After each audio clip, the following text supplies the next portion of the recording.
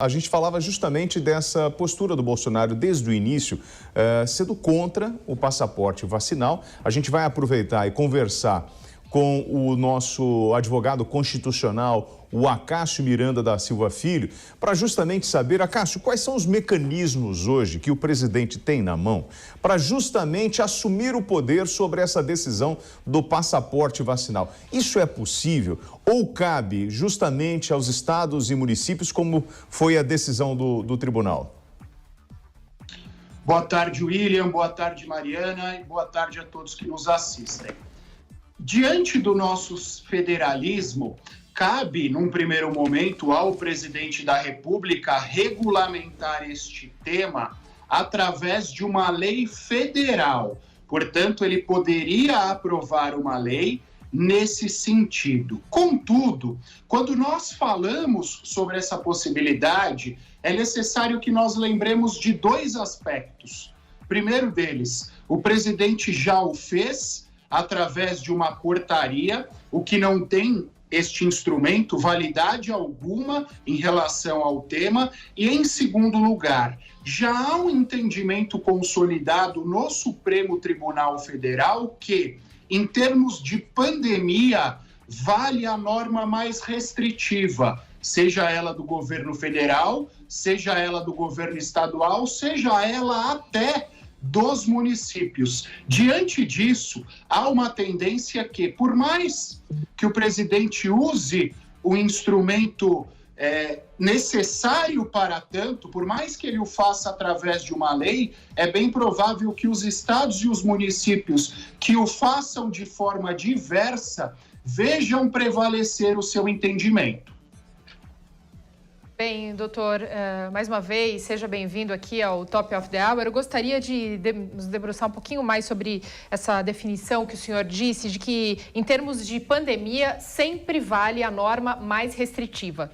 Então, nesse caso, não seria a norma que o presidente Jair Bolsonaro quer impor a partir de agora, para que ele possa, então, retirar, né, esse poder dos governos estaduais, como foi conferido lá atrás. Exatamente. Diante do contexto e do entendimento que nós já temos consolidado no Supremo Tribunal Federal, é muito provável que, em havendo a exigência quanto à obrigatoriedade em estados ou municípios, essa exigência prevaleça em detrimento à norma adotada pelo governo federal, Mariana. Mas aí a gente vem com os argumentos que ele apresenta, por exemplo, sobre as pessoas que não podem, por motivos de saúde, tomar a doença ou tem alguma recomendação, tem algum tipo, por exemplo, de trombofilia, né? Então essas pessoas, elas têm o direito de escolher, na versão dele, se vão tomar ou não a vacina. Isso não abre um precedente para que a gente, por exemplo, ele argumenta sobre os estudos, sobre a vacinação para crianças abaixo de 12 anos. Com esses argumentos eu não consigo mexer, mesmo se tratando, nesse caso, de uma pandemia? É necessário, William, por razões óbvias, que nós ponderemos as normas genéricas e as exceções. Aquelas pessoas que, por razões médicas, não puderam tomar a vacina, obviamente, em relação a elas, não há a necessidade que se faça a exigência. Seja a norma federal, sejam as normas estaduais ou municipais, podem prever exceções quando comprovadas através de um atestado médico. A sua segunda ponderação leva em consideração algo que nós já discutimos desde o começo da pandemia. Existem dois direitos ponderados nesta circunstância, obviamente dois direitos que estão em conflito. Um primeiro direito, a individualidade e a liberdade de cada um, e um segundo direito, que é a saúde pública. E diante da excepcionalidade que nós vivemos, há a prevalência nos tribunais pela manutenção da saúde pública. Então, em relação às pessoas que não queiram simplesmente tomar a vacina, os tribunais ponderaram, e algumas legislações também ponderaram, que é uma circunstância que afeta a saúde pública, a saúde de toda a coletividade, devendo prevalecer os interesses difusos, os interesses coletivos, em detrimento aos interesses individuais. Porque, verdade seja dita, nós não temos no nosso ordenamento jurídico normas absolutas. A própria vida pode ser relativizada no caso da legítima defesa, por exemplo. E é isso que os tribunais, é este o raciocínio que os tribunais estão fazendo. Prevalecem as normas coletivas em detrimento à vontade individual de alguns. Agora, doutor, existe algum mecanismo jurídico que o presidente possa acionar para, então, essa prerrogativa ser aberta para que ele possa, então, passar a ter essa determinação? Eu acho que o raciocínio a ser adotado pelo governo federal, Mariana, será um raciocínio inverso. Inverso no seguinte sentido: eles vão editar a lei neste sentido e aguardarão eventuais ações diretas de inconstitucionalidade ou até mandados de segurança a serem interpostos por aqueles que são contrários à lei. Então, o governo, neste momento, tem a prerrogativa e assim o fará. A discussão partirá daqueles que querem ver prevalecer a norma mais restritiva, seja ela dos governos estaduais, seja ela dos municípios. Esse assunto já não estava esgotado? Ele estava esgotado uma vez que nós tínhamos a perspectiva do encerramento da pandemia, o que aparentemente, diante dessa nova cepa, não parece ser uma realidade tão próxima. Em segundo lugar, ele estava esgotado muito por conta do entendimento consolidado pelo próprio Supremo Tribunal Federal. O governo dava indicativos há alguns meses atrás e até algumas semanas atrás que acabaria cedendo à vontade dos governos e dos municípios. Mas creio, diante do fato de ter reavivado essa discussão, que o governo não se dá por satisfeito, o governo federal, obviamente, não se dá por satisfeito e adotará novos mecanismos para fazer valer o seu entendimento, independentemente do que pensem os outros poderes ou independentemente do que pensem os outros entes federativos. Quando essa lei for alterada, doutor, muito provavelmente estados e municípios vão entrar aí, vão acionar, vão tentar reverter novamente e provavelmente essa questão vai cair novamente no STF e no STF a gente já sabe qual é a postura com relação a essa deliberação. Exatamente. Serão propostas ações de inconstitucionalidade ou até mandados de segurança, tendo como destinatário final, na maioria dos casos, o Supremo Tribunal Federal, e o Supremo já tem o entendimento consolidado pela manutenção da norma mais restritiva, tomando como base a saúde pública. Estamos falando sobre essa postura do presidente. Eu queria, Cássio, pedir gentileza, vamos a Brasília e falar com Luciana Verdolim. Luciana, para esses argumentos do presidente, ele apresentou alguma justificativa científica a respeito justamente desse pleito dele em função das pessoas terem o direito de não se vacinar? Ele apresentou, por exemplo, alguma coisa relacionada às crianças? Qual é o argumento do presidente em função desta tecla que a gente já sabe mais ou menos que ela vem já há algum tempo, né?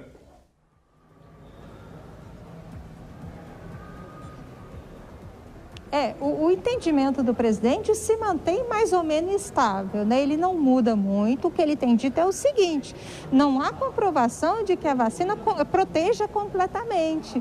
Quem tomou a vacina pode contrair o vírus, pode transmitir o vírus e pode, inclusive, ter problemas mais sérios. Aqui a vacina não seria uma questão milagrosa que evitaria todo tipo de problema. E com relação às crianças, o presidente tem afirmado que não há ainda, ele não recebeu dados concretos de que é vantajoso vacinar os menores de 12 anos. E faz questão de reclamar, essa reclamação também, William, já é bastante antiga, que parece que tem um lobby de laboratório laboratórios que tentam a todo custo aumentar o número de vacinas vendidas, não só para o Brasil, mas para todos os países do mundo. Aí ele tem reafirmado o seguinte, olha, determinaram a terceira dose, o governo federal está comprando a vacina. Então, quem tiver interesse de se imunizar, pode ir no posto de saúde, vai encontrar o imunizante, mas que isso não pode ser obrigatório. As pessoas têm que ter o direito de, por exemplo, decidir não tomar a vacina. O presidente está criticando também muito a questão em torno da possibilidade de demissão de funcionários, né, não vacinados. Aí o presidente afirma, olha, eu não me vacinei. E aí, vou ser demitido? Quem vai me demitir? O presidente deu as afirmações durante entrevista ao Poder 360 agora no fim de semana e deixou muito claro que pretende mudar a legislação proibindo estados, municípios e também agentes sanitários de determinar ações mais enérgicas de controle. Mas o que a gente já está vendo é que dificilmente o presidente vai ter sucesso nessa empreitada. Aqui em Brasília, por exemplo, a gente no Senado Federal, para entrar, precisa apenas responder um questionário. Na Câmara, já precisa apresentar o comprovante de vacina. No Supremo Tribunal Federal, também é necessário o comprovante de vacina. Aqui nos órgãos do governo federal, né, Palácio do Planalto, ministérios, não é feita qualquer tipo de cobrança. E a máscara também não é necessariamente obrigatória, pelo menos aqui dentro do Palácio do Planalto, ninguém faz esse tipo de cobrança. Bem, Luciana Verdolim, então, com as informações direto de Brasília. Luciana, qualquer novidade, você retorna aqui conosco no Top of the Hour até às 14h30. Agora a gente chama para essa conversa Paulo Pousonoff, nosso comentarista. Paulo, boa tarde, seja muito bem-vindo.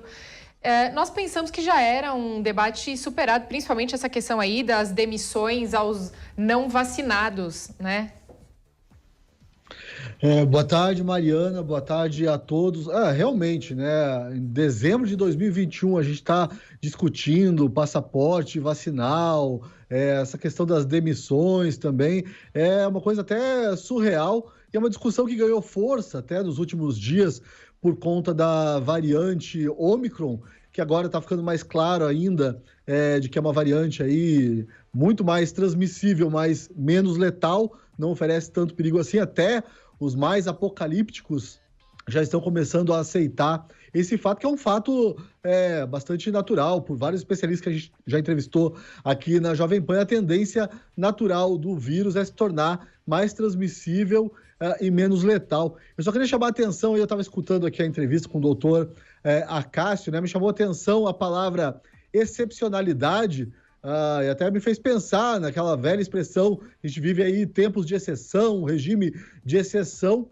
e toda essa discussão também jurídica sobre o passaporte da vacina me parece uma guerra perdida, né? Vocês já conversaram comigo muitas vezes, sabem que a minha opinião com relação ao passaporte vacinal é contrária à obrigatoriedade disso, mas me parece, até pelo que o doutor Acácio falou, que lá em 2021 ou 2020 mesmo, o Supremo tomou uma decisão fatídica.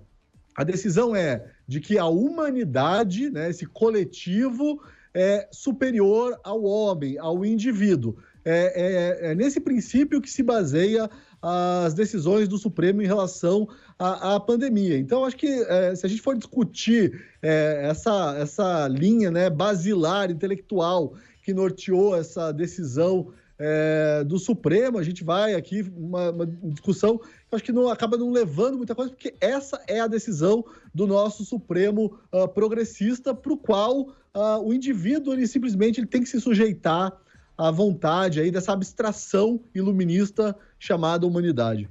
Bom, até, Cássio, eu ouvi aqui, a Mari estava falando sobre essa fala do presidente, né, e da própria Verdolim em relação a quem vai me demitir, o presidente falando isso. Você está em cima do direito constitucional. Então, assim, eu não sei se foi muita ingenuidade do presidente afirmar isso ou questionar isso, porque, na verdade, nós já tiramos alguns presidentes, o povo brasileiro como um todo. Então, ele não é intocável, não está acima de todos.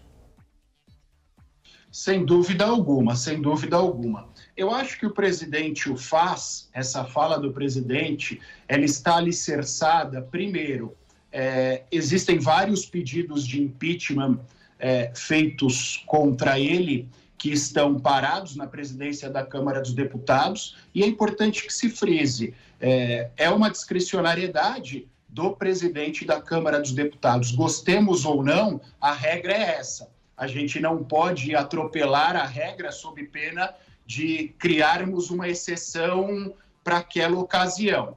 E é uma regra que leva em consideração nossos aspectos democráticos. Em segundo lugar, é até um pouco da postura do presidente. Acho que desde que ele assumiu o mandato no dia 1º de janeiro de 2019, ele trabalha com esse viés conflituoso. É da personalidade dele, é um papel que ele se cumpre a fazer, e verdade seja dita, em muitos momentos ele tem êxito ao cumprir esse papel.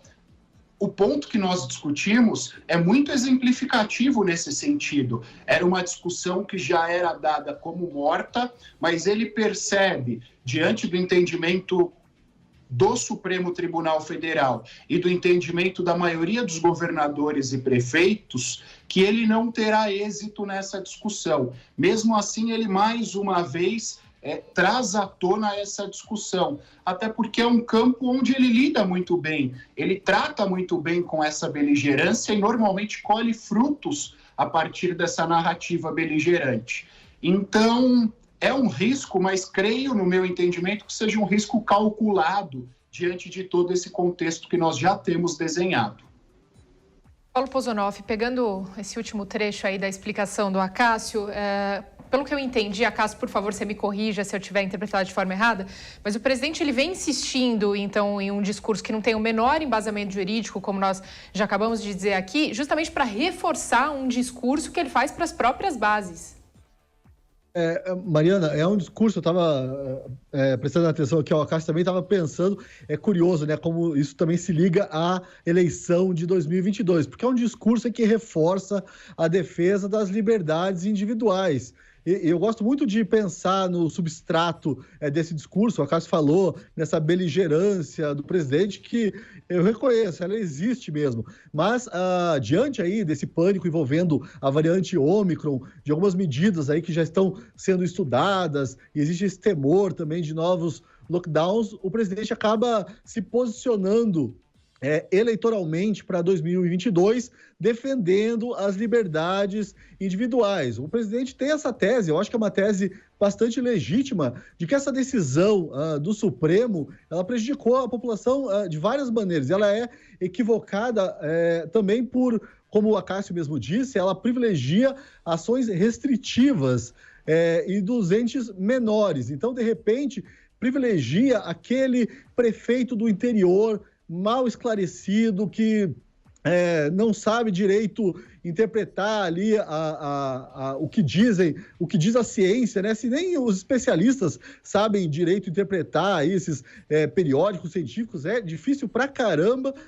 Imagine lá o prefeitinho do interior, e daí de repente esse prefeito determina, como aconteceu em 2020, que você só pode andar de um lado da calçada, de uma direção, e do outro lado em outra direção, porque isso para ele vai diminuir o contágio, porque ele ouviu falar. O STF, na prática, a decisão do STF, ela chancela esse tipo de decisão, que não é sempre uma decisão de má fé, tomada de má fé, obviamente que não, mas pode suscitar aí decisões mais autoritárias e que interfiram na vida das pessoas de uma forma que essas pessoas não querem. E aí o presidente Jair Bolsonaro acaba tendo um pequeno ganho político. E aí, Acácio, ouvindo o Pozonoff, a gente está falando sobre o uso da força do malete do poder. Ou seja, você foi investido no cargo e hoje está usando a força de acordo com a tua empunhadura. Aí eu pergunto o seguinte, nós já temos um regulador para essa força, que é a Constituição brasileira. E é muito comum a gente falar, a Constituição brasileira garante isso, garante aquilo. Vamos lá, em relação ao indivíduo, o que está garantido para mim dentro da Constituição em relação à vacina? Eu sou obrigado a me vacinar? Vamos lá. Nós temos o que se chama de Constituição analítica. O que é uma Constituição analítica? Nossa Constituição tem quase 300 artigos, porque ela vai às miúcias em diversos aspectos. E o núcleo duro da nossa Constituição é o artigo 5º.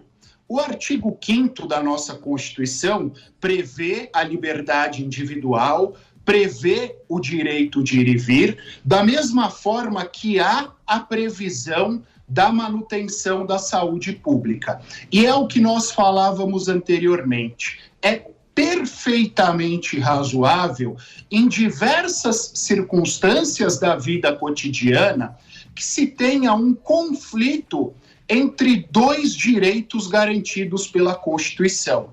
E quando há um conflito entre dois direitos garantidos pela Constituição, cabe nós ponderarmos estes dois direitos e fazermos prevalecer aquele direito que se sobreponha naquele contexto a partir de determinadas regras, de interpretação.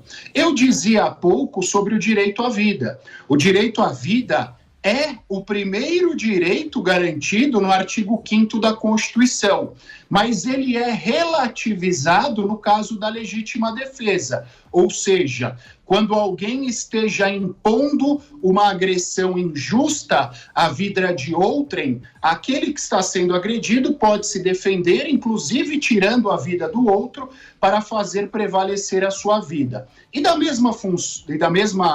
No mesmo sentido, funciona em relação a diversas outras regras. E neste contexto, como em diversos outros casos, o que o Supremo fez prevalecer foram direitos coletivos em relação a direitos individuais, a saúde pública em relação à liberdade individual de cada um. É uma forma de interpretação, uma das primeiras formas de interpretação que nós temos, e já fora usada pelo Supremo e por outros juízes de piso em diversas outras circunstâncias. Ou seja, não é uma novidade no Supremo Tribunal Federal, a novidade que se tem é que nós aplicamos isso em relação a uma circunstância excepcional, que foi a Covid, uma pandemia que nós não havíamos enfrentado algo parecido, pelo menos que se tenha notícia na era moderna.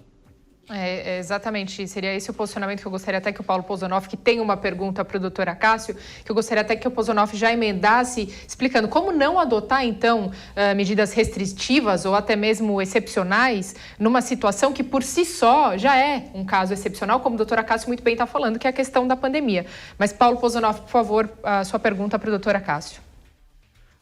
Mariana, sobre isso só é o espírito do tempo, né? Essa ideia aí de sobrepor o pensamento coletivo, o bem-estar coletivo, a humanidade, que é uma abstração num tempo excepcional, num tempo confuso, algo que a gente já sabe, né? A primazia do indivíduo é uma coisa própria do nosso tempo, é muito difícil lutar contra isso. A minha pergunta para o doutor Acácio diz respeito ao futuro. Eu queria saber, os nossos legisladores, eles já estão preparados, ou eles estão preparando, ou de repente toda essa legislação que existe hoje, essas decisões do STF, preparam o Brasil para uma próxima pandemia? Porque a ciência é categórica em dizer que é muito provável que no futuro, espero que não no futuro próximo, espero que os vírus deem um alívio aí para a gente vai enfrentar outras pandemias com situações aí únicas. A gente está preparando aí um arcabouço jurídico que impeça até esse tipo de conflito numa pandemia futura ou não?